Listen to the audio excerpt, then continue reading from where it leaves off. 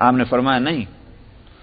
جبریل نے عرض کیا کہ یا رسول اللہ جہاں جہاں اللہ کا نام لیا جائے گا وہیں وہیں آپ کا نام آنا ہے. اب سب سے بڑی عبادت جو ہر مسلمان کے اوپر اور ہر حالت میں ہے، سفر میں ہو کہ حضر میں ہو، بیمار ہو کہ تندرست ہو، ہر حالت میں جو عبادت اور ہر دن کی جاتی ہے، اور ہر دن بھی نہیں، ہر دن میں 5 دفعہ کی جاتی ہے، نماز. نماز کے لیے بلایا جاتا ہے، اذان دی جاتی ہے، اشہد ان لا الہ الا اللہ اشہد ان محمد رسول اللہ. سمجھ میں آیا؟ 2 مرتبہ اگر اشہد ان لا الہ الا اللہ کہا جاتا ہے تو 2 ہی مرتبہ اشہد ان محمد رسول اللہ بھی کہا جاتا ہے. اذان مکمل ہی نہیں ہوگی اس کے بغیر. پھر اقامت ہے، اس میں بھی وہی صورت ہے. اب اس کے بعد نماز شروع ہوئی. نماز میں کیا ہے؟ نماز پوری نہیں ہوگی جب تک آپ کی اتحیات نہ ہو. 2 رکعت کی نماز ہے تو 1 اتحیات، اور 3 اور 4 کی ہے تو 2 اتحیات.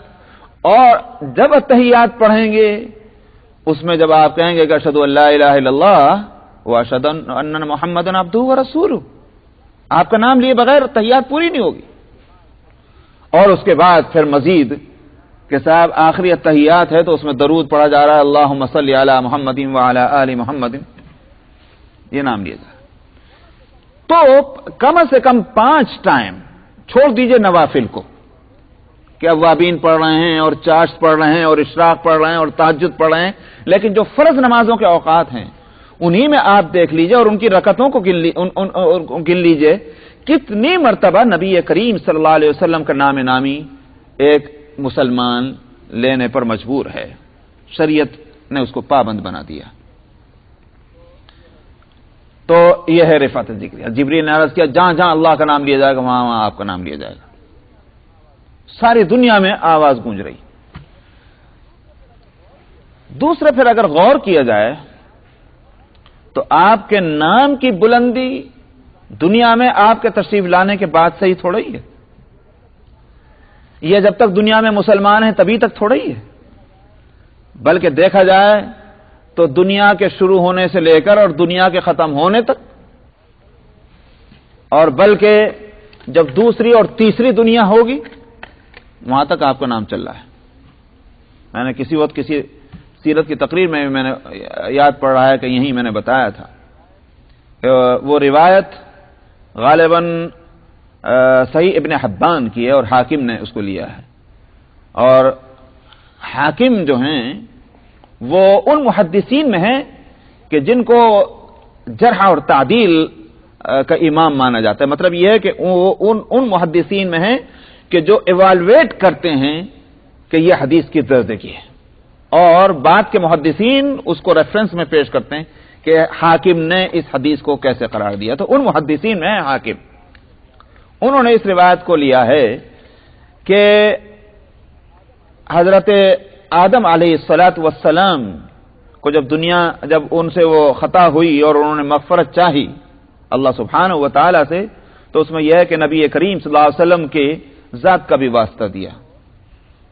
تو اس میں یہ آتا ہے کہ اللہ تعالی نے پوچھا کیسے معلوم؟ کہ وہ عرش کے نیچے لکھا دیکھا تھا. تو عرش کے نیچے لا الہ الا اللہ محمد رسول اللہ بہت پہلے سے لکھا ہوا ہے. تو جب کہ دنیا میں آباد نہیں ہوئی اس وقت سے لا الہ الا اللہ کے ساتھ محمد رسول اللہ جڑا چلا آ رہا ہے. صاحب دنیا میں آدم علیہ السلام آ گئے. اب اس کے بعد کیا ہوا؟ قرآن حکیم یہ کہہ رہا ہے کہ ہم نے سارے نبیوں سے، جس میں آدم بھی ہیں، جب نبیوں کا تذکرہ ہوگا انبیاء علیہ الصلاۃ والسلام، اس میں آدم کہاں چھوٹ جائیں گے علیہ الصلاۃ والسلام. وَإِذْ أَخَذْنَا مِنَ النَّبِيِّينَ مِيثَاقَهُمْ وَإِذْ أَخَذَ اللَّهُ مِيثَاقَ النَّبِيِّينَ لَمَا آتَيْتُكُم مِّن كِتَابٍ وَحِكْمَةٍ ثُمَّ جَاءَكُمْ رَسُولٌ مُصَدِّقٌ لِّمَا مَعَكُمْ لَتُؤْمِنُنَّ بِهِ وَلَتَنصُرُنَّهُ. ہم نے ایک میثاق لیا، وعدہ لیا سارے نبیوں سے کہ میں تم کو نبوت دوں گا، کتاب دوں گا، شریعت، اور پھر ایک رسول آئے گا نام نہیں بتا. سمجھ میں آیا؟ یہ ایسے ہی سمجھیے کہ مثال کے طور پر دنیا میں ایک پیشے کے بہت سے لوگ ہوں لیکن ایک بڑا نامی گرامی ہو، تو آپ اس کا جب اس پیشے کی نسبت سے نام لیں گے تو لوگ خود بخود وہ سمجھیں گے کہ وہی حضرت ہے. کیوں؟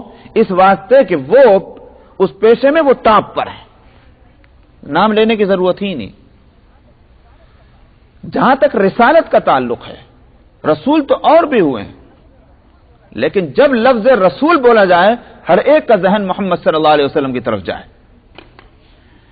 اسی سے بعض علماء نے خاص طور پر حضرت نانوتوی رحمۃ اللہ علیہ نے یہی مسئلہ نکالا ہے، اصل رسالت محمد صلی اللہ علیہ وسلم کی تھی. دوسروں کو رسالت آپ کا صدقہ ہے، آپ کا طفیل ہے، جو بھی آپ کا ہی ہے. جیسے کہ چاند کے اندر روشنی ہے اور ایک سورج کے اندر روشنی. ایک مثال میں دے رہے ہیں، حقیقت کا سوال نہیں ہے، مثال ہے. چاند میں اپنی کوئی روشنی نہیں، سورج کی روشنی اس کے اندر آ رہی ہے. سورج سے کہاں سے آ رہی ہمیں اس سے بحث میں نہیں جانا. ہم مان لیتے ہیں سورج کی روشنی اپنی ہے، لیکن چاند کے اندر روشنی سورج سے آ رہی ہے. ٹھیک اسی طرح سے سمجھ لیجئے کہ محمد صلی اللہ علیہ وسلم کی رسالت ذاتی ہے اور انبیاء کی رسالت صدقہ ہے نبی کریم صلی اللہ علیہ وسلم کا. تو اور انبیاء علیہ الصلوۃ والسلام سے میثاق اور وعدہ لیتے وقت کہا ثم جاءکم رسول، پھر تمہارے پاس ایک رسول آئے گا جو کچھ تمہارے پاس ہے اس کی تصدیق کرنے والا ہوگا. یعنی اس کا اعتبار اسی بنیاد پر ہے بات کی زمانے میں کہ محمد صلی اللہ علیہ وسلم نے یہ کہا کہ نوح علیہ السلام نبی تھے، ابراہیم علیہ السلام نبی تھے، اسماعیل علیہ السلام نبی تھے. چونکہ محمد صلی اللہ علیہ وسلم فرما رہے ہیں اس لیے ہم مانتے ہیں کہ ابراہیم نبی تھے، نوح نبی تھے علیہم الصلوۃ والسلام. یہ ہے مصدق لما معکم. یہ خبر دے کر کیا وعدہ کیا لیا گیا؟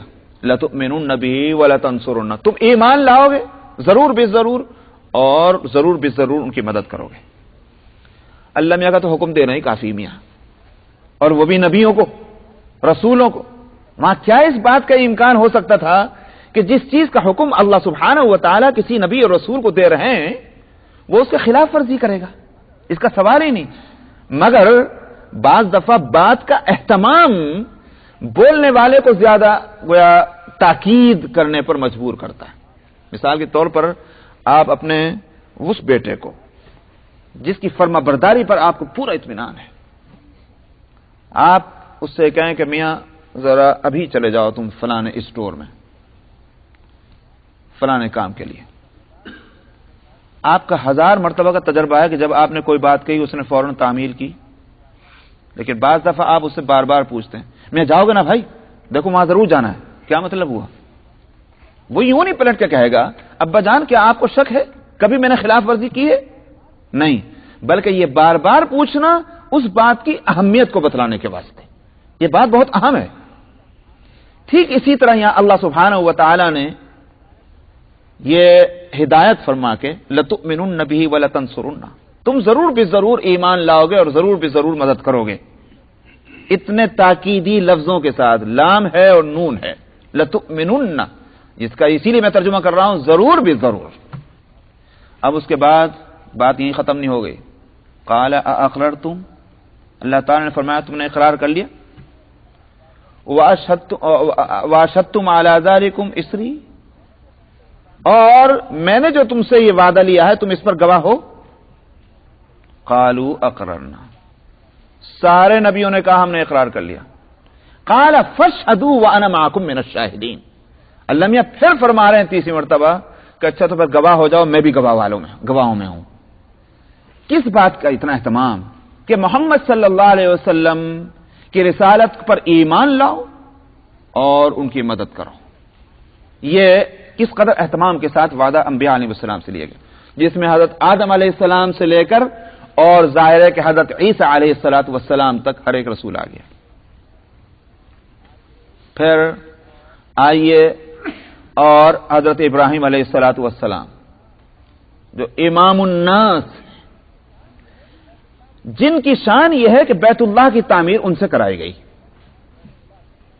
سمجھ میں آیا؟ بیت اللہ کی تعمیر جدید، یعنی پہلی تعمیر نہیں، تعمیر جدید. اور بیت اللہ کیا ہے؟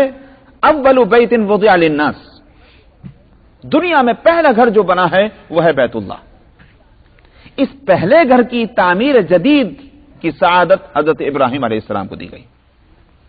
اور یہ بات متعین ہے کہ اس بیت اللہ کی تولیت اور اس بیت اللہ کے شرف اور عظمت کا یہ تقاضا ہے کہ جس طرح سے حضرت محمد صلی اللہ علیہ وسلم کی یہ خصوصیت ہے کہ وہ سارے انبیاء میں اشرف اور اعلیٰ ہیں، تو یہ بھی خصوصیت ہے کہ یہ بیت اللہ انہی کا قبلہ بنے گا. اس بیت اللہ کے معاملے میں انہی کی تولیت اور انہی کا حکم جو ہے وہ چلے گا اور انہی کی امت اس کو قبلہ بنائے گی. تب ابراہیم علیہ السلام سے جب کہا گیا کہ اس کی تعمیر کر دو، اور اسماعیل کو ان کے ساتھ جوڑا گیا علیہ السلام کہ جن کی نسل میں حضرت محمد صلی اللہ علیہ وسلم کو آگے آنا ہے. سمجھ میں آیا؟ حضرت اسحاق بھی تو آگے آنے والے تھے، ان کو کیوں نہیں جوڑا گیا؟ لیکن حضرت اسحاق کا نہ جوڑنا، حضرت اسماعیل کا جوڑنا یہ بتلا رہا ہے کہ جس نبی کے واسطے یہ انتظامات ہو رہے ہیں وہ نبی ابراہیم علیہ السلام کے اولاد میں ہوگا. کون سی برانچ میں؟ اسماعیل کی برانچ میں. تو اس وقت کیا ہوا؟ تعمیر پوری کر کے اب ابراہیم علیہ السلام نے دعا کی، اللہ میاں قبول کر لیجئے جو کام میں نے کیا، اور ہمیں اس کے آداب بتلا دیجئے، اس کے احکام کیا ہیں اس جگہ کے وہ ہم کو بتلائیے، ارینا مناسکنا. اور اس کے ساتھ یہ ربنا وبعث فیہم رسولا منہم، اے اللہ یہاں جو لوگ ہوں گے اس بیت اللہ کے گرد و پیش جو آ کر بسیں گے، ان میں ہماری اولاد میں ایک رسول بھیج دیجئے. وہاں بھی نام نہیں لے رہے. مطلب کیا ہوا؟ رسول بولو تو رسول وہی ہے، بس یہی مطلب ہے. رسولا منہم یتلو علیہم آیاتک ویعلمہم الکتاب والحکمت ویزکیہم، جس کا یہ کام. ابراہیم علیہ السلام سے دعا کرا دی.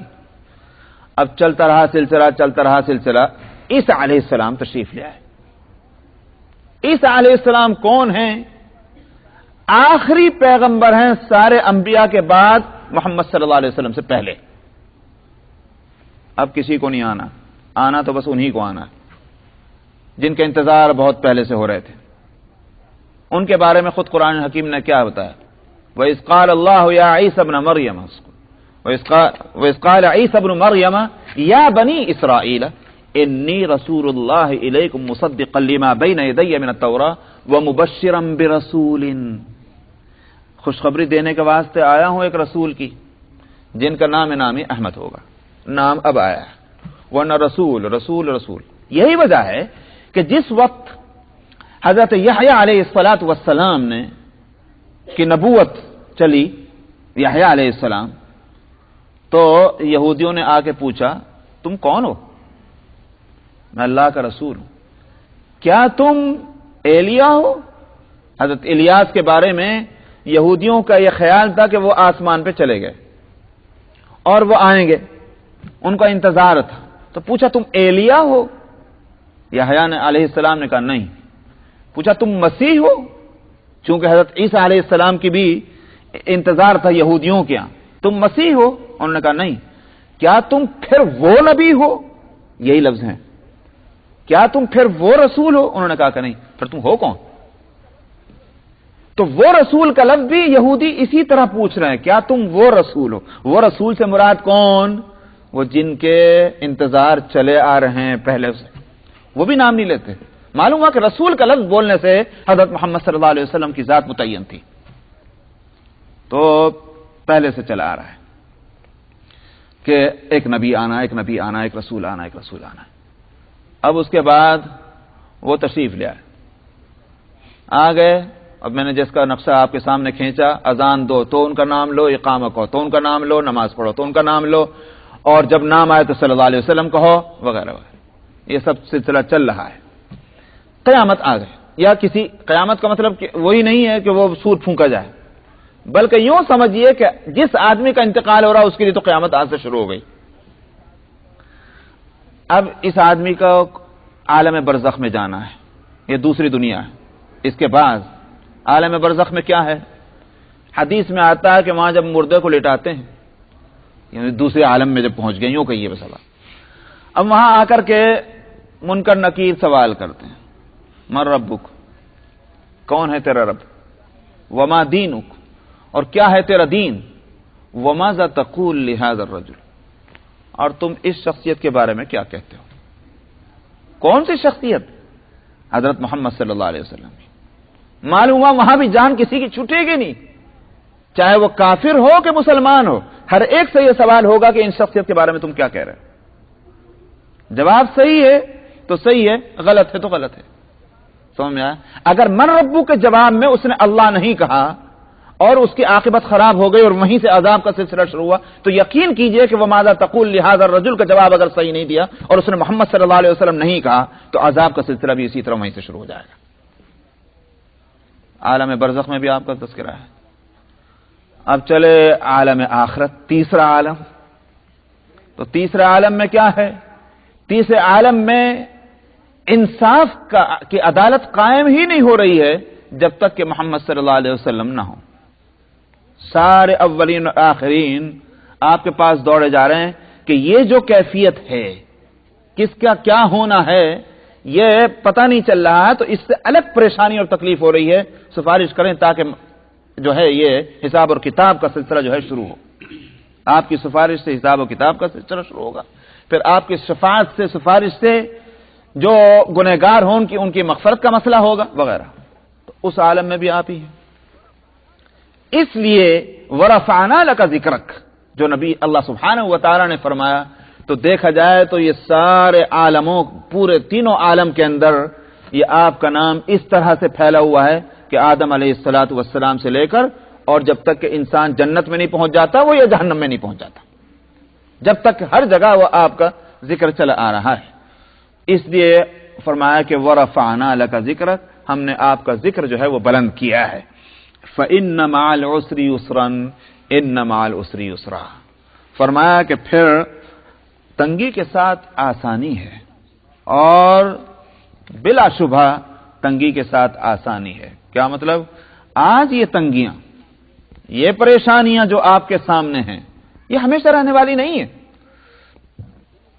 ایک تو یہ کہ یہ دنیا اللہ سبحانہ و تعالی نے جو بنائی ہے، اس کا مزاج اس طرح سے رکھا ہے کہ اس میں خوشی اور غم، اچھائی اور برائی دونوں کندھے سے کندھا ملا کر چل رہی ہیں۔ یہ دنیا کا مزاج، اس دنیا کے مزاج چونکہ یہ بنا دیا ہے، اب اس میں اس کی برداشت نہیں کہ خوشی خوشی ہو بغیر غم کے، یہ نہیں ہو سکتا۔ غم ہی غم ہو، خوشی بالکل نہ ہو، یہ نہیں ہو سکتا۔ راحت ہی راحت ہو، مصیبت بالکل نہ ہو، یہ نہیں ہو سکتا۔ مصیبت ہی مصیبت ہو، راحت نہ ہو، یہ نہیں ہو سکتا۔ دنیا کا مزاج نہیں۔ یہ مزاج کہاں کا ہے؟ عالم آخرت کا ہے۔ وہاں جب نعمت کا مستحق بنا دیا جائے گا اور نعمت کی جگہ پہنچا دیا جائے گا، اب مصیبت کا دھبا بھی وہاں نہیں آئے گا، سایہ بھی نہیں پڑنے کا۔ اور جو مصیبت کی جگہ پہنچ گیا، وہاں راحت اور نعمت اور خوشی نام کی کوئی چیز نہ ہوگی۔ لا يموت فیہا ولا یحیا، وہاں تو موت بھی نہیں آئے گی کہ آدمی تنگ آ کر یہ کہے مری جاؤں تو اچھا، نہیں، موت بھی نہیں آتی۔ تو یہ مزاج وہاں کا ہے۔ اس دنیا کا مزاج کیا ہے؟ آج تنگی ہے تو آسانی ہے، آسانی ہے تو تنگی ہے۔ اس واسطے آپ یہ نہ سمجھیں کہ یہ پریشانیاں جو آپ کے سامنے آج ہیں یہ ہمیشہ رہنے والی ہیں، نہیں، بلکہ آسانیوں میں بدلے گی۔ پھر ایک اور بات، چونکہ مسئلہ بہت اہم ہے، تسلی دینے کا مسئلہ ہے، ہمت باندھنے کا مسئلہ ہے، 2 مرتبہ کہا گیا ان مع العسر یسرا، ان مع العسر یسرا۔ 2 مرتبہ بات کہنے کا مطلب کیا ہے؟ اس میں کوئی شک ہی نہیں ہے، اس پر اطمینان کرنا چاہیے۔ تیسرا ایک اور نقطہ بھی ہے اس میں، اور وہ ہے عربی گرامر کا، اور وہ یہ کہ یہ دیکھیں آپ اس میں جو آیت 2 مرتبہ لائی گئی ہے، اس میں العسر لایا گیا الف لام کے ساتھ، اور یسرن جو ہے اس پر الف لام نہیں ہے، وہاں یسرن کہا گیا۔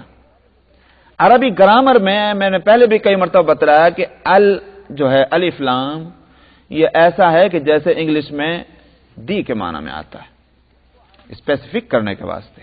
اس کو عربی لینگویج میں کہا جاتا ہے الف لام عہد کا۔ اس کے معنی کیا ہوئے؟ اچھا، جب یہ بات ذہن میں آئی تو تمام عربی کے جو ماہرین ہیں وہ جانتے ہیں کہ جس لفظ پر الف لام لگا ہوا ہے اگر اس کو دوسری مرتبہ پھر لایا جائے، ذرا سا غور سے سمجھنے تو اس کا مزہ آئے گا آپ کو قرآن کے اس کمال کا۔ الف لام جس لفظ کے ساتھ لگا ہوا ہے اگر اس کو دوسری مرتبہ ریپیٹ کیا جائے تو اس کے معنی یہ ہوتے ہیں کہ وہی پہلی بات ہے۔ یہ دو الگ الگ چیزیں نہیں بلکہ پہلی ہی چیز ہے جس کو ریپیٹ کر کے لایا جا رہا ہے، سمجھ میں آیا؟ اور جب کسی لفظ کو بغیر الف لام کے لایا جاتا ہے جیسے یسرن، اس کا مطلب کیا ہے کہ دوسری مرتبہ اس کا تذکرہ کرنے کا مطلب یہ نہیں کہ وہ پہلی ہی یہ بات ہے بلکہ یہ دوسری بات ہے۔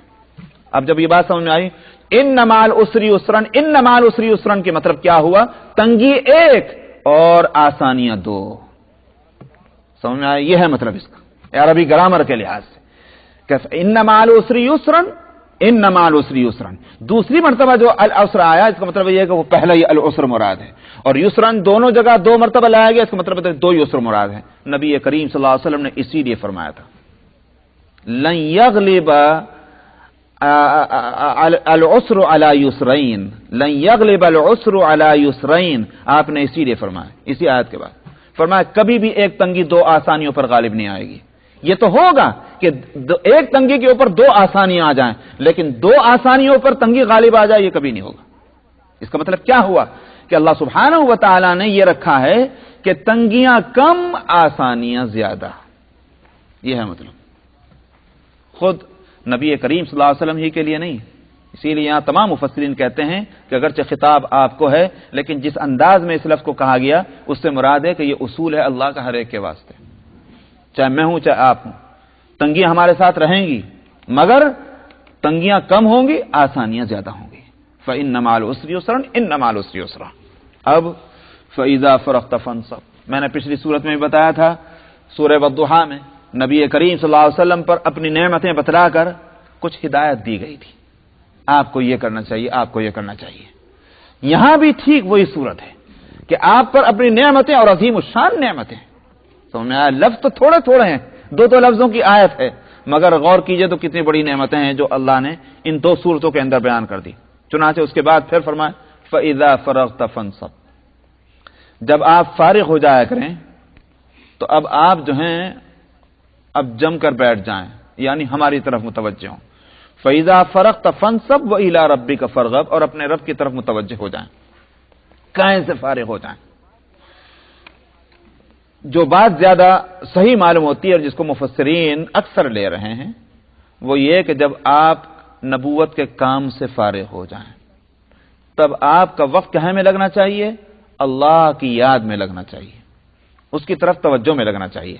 اچھا صاحب، یہ نبوت کیا چیز ہے جس سے فارغ ہونے کو کہا گیا؟ اصل میں یوں سمجھیے کہ نبوت ہے نبی کا واسطہ بننا اللہ اور بندوں کے درمیان،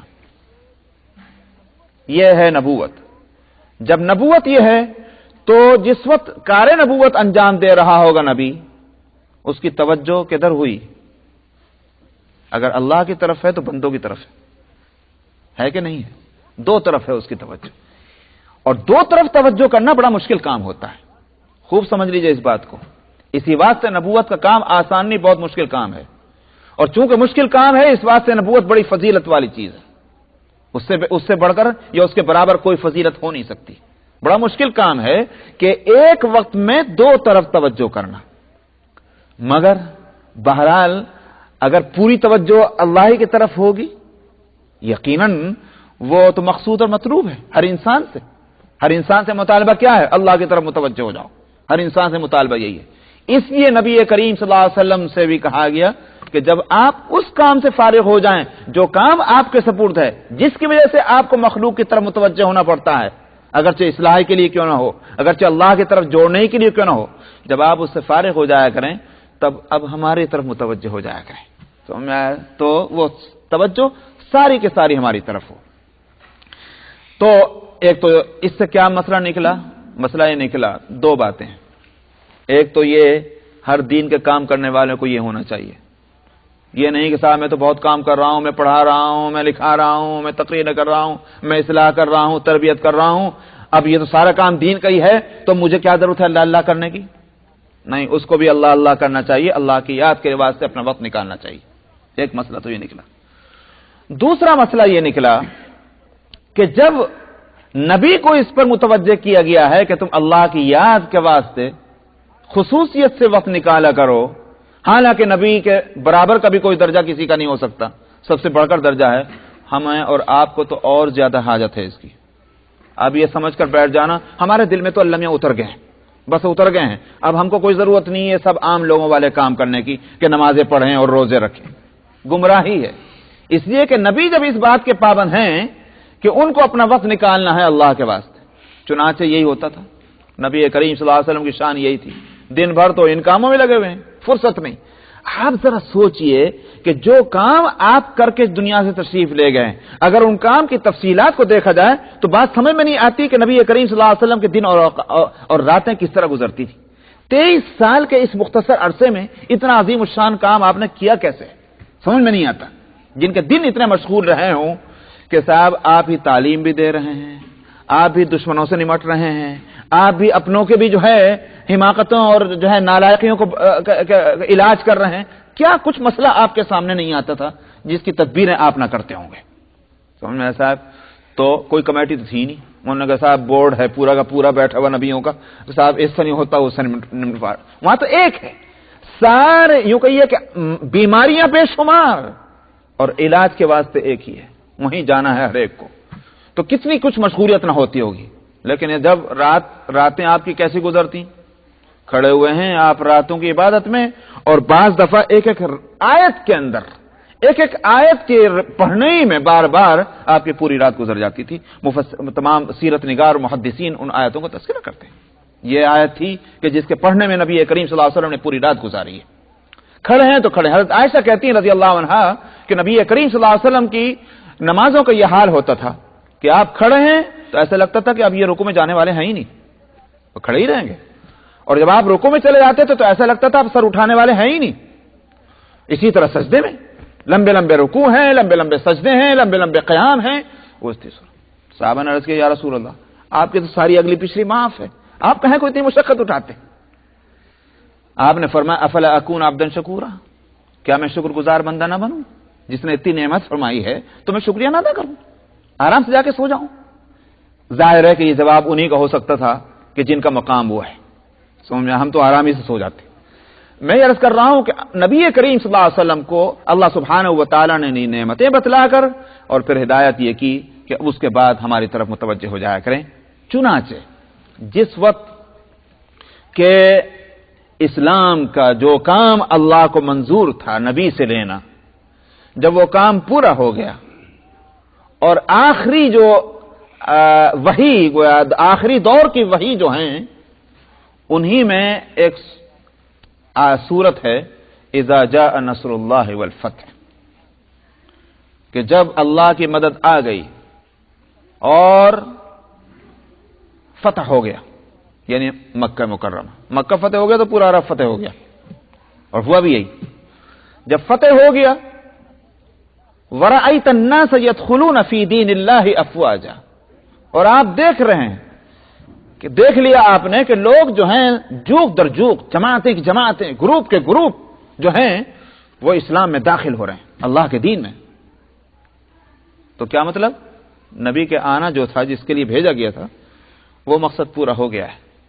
فسبح بحمد ربک واستغفر، تو آپ اپنے رب کی حمد کی تسبیح پڑھیے اور استغفار کیجیے. انہ کان توابا، بلا شبہ وہ توبہ قبول کرنے والا ہے. سورت تو آگے آئے گی، میں نے آج ہی تفسیر کر دی. ہوا کیا، حضرت عمر رضی اللہ عنہ جب خلیفہ تھے تو بعض صحابہ کو یہ بات بڑی کھلتی تھی کہ یہ پرانے معمر تجربے کار علم والے یہ صحابہ موجود ہوتے ہیں مجلس میں خلیفہ کے، لیکن خلیفہ کا حال یہ ہے امیر المومنین کا کہ وہ عبداللہ ابن عباس نوجوان بچے وہ جب آتے ہیں تو معلوم ہوتا ہے کہ ان کی نظر میں کوئی رہتا ہی نہیں. حضرت عمر کے یہ کیا بات ہے؟ تو مطلب یہ کہ جیسے ہوتا ہے بھائی سینئر ہوں تو جونیئر کو اگر آپ سینئر سے آگے بڑھائیں تو خیال ہوتا ہی ہے. وہ خیال تھا.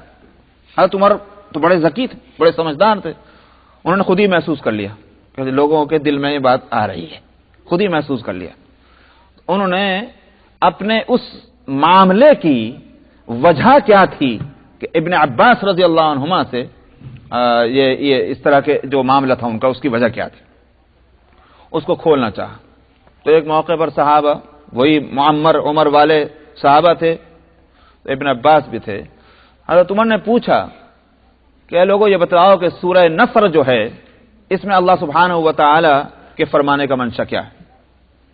سب نے کہا کہ اللہ میاں نے اپنی نعمت بتلائی ہے، اللہ سبحانہ و تعالی نے مدد کر دی ہے اور دین پھیل چکا ہے، اللہ نے اپنی مدد کو بتلایا۔ انہوں نے کہا بالکل ٹھیک ہے، اور یہی بتلایا۔ ابن عباس سے پوچھا تم بتلاؤ۔ انہوں نے کہا امیر المومنین اس میں دراصل اطلاع ہے نبی کریم صلی اللہ علیہ وسلم کے انتقال فرمانے کی۔ انہوں نے کہا کیسے؟ انہوں نے کہا کہ اس لیے کہ نبی کو بھیجا جاتا ہے ایک کام کے واسطے، وہ کام جب پورا ہو جاتا ہے تو نبی کی ضرورت نہیں رہتی۔ اس میں بتلانا یہ ہے کہ اللہ کی مدد آ گئی، مکہ فتح ہو گیا، لوگ جوگ در جوگ دین میں آنے لگے، اب آپ کا کام پورا ہو گیا، فسبح بحمد ربک واستغفر، تو اب آپ اللہ کی طرف لگیے، مطلب یہ کہ اب ہماری طرف آنے کا وقت۔ صحابہ سب کے سب دنگ رہ گئے۔ حضرت عمر نے کہا اس وجہ سے میں اس لڑکے کو سب سے زیادہ چاہتا ہوں، اس کی سمجھ جو ہے، اور وہ سمجھ بھی میں بتا دوں کہاں سے آئی تھی، نبی کریم صلی اللہ علیہ وسلم کی دعا کا صدقہ تھا، اللہم علمہ القرآن، اے اللہ اس کو قرآن اور قرآن علوم جو ہیں وہ عطا فرما دے۔ وہ دعا کیسی کھلی کہ رئیس المفسرین ہوئے۔ تو حضرت عمر رضی اللہ عنہ کے یہاں بھی ان کا مقام یہ تھا۔ تو میں یہ عرض کر رہا تھا کہ نبی کو بھی اس بات کی ہدایت ہے کہ جب آپ اپنے کام سے فارغ ہو جائیں، چاہے روزمرہ ہو یا بالکل وہ آخر وقت آ جائے، اللہ کی طرف لو لگائیے۔ اسی واسطے نبی کریم صلی اللہ علیہ وسلم کے جب وصال ہو رہا تھا، آخری لفظ جو آپ کے منہ سے نکلا وہ کیا نکلا؟ اللہم بالرفیق الاعلی، اے اللہ وہ کہ جو نہایت ہی اونچے درجے کا ساتھی ہے، جس کے رفاقت سب سے زیادہ، بس اب اس کی طرف۔ تو رفاقت کا لفظ، رفیق کا لفظ لانے کا مطلب یہی ہوا کہ اب سارے کاموں سے نمٹ گئے، اب آپ ہی کی رفاقت چاہیے، بالرفیق الاعلی۔ تو بہرحال یہاں فرمایا گا فَإِنَّ مَعَ الْعُسْرِ يُسْرًا إِنَّ مَعَ الْعُسْرِ يُسْرًا، جب آپ فارغ ہو جائیں تو اب اس کے بعد جم جائیں، یعنی یکسوئی کے ساتھ متوجہ ہوں، وَإِلَىٰ رَبِّكَ فَارْغَب، اور اپنے رب کی طرف آپ توجہ فرمائیں۔ انشاءاللہ آئندہ ہفتے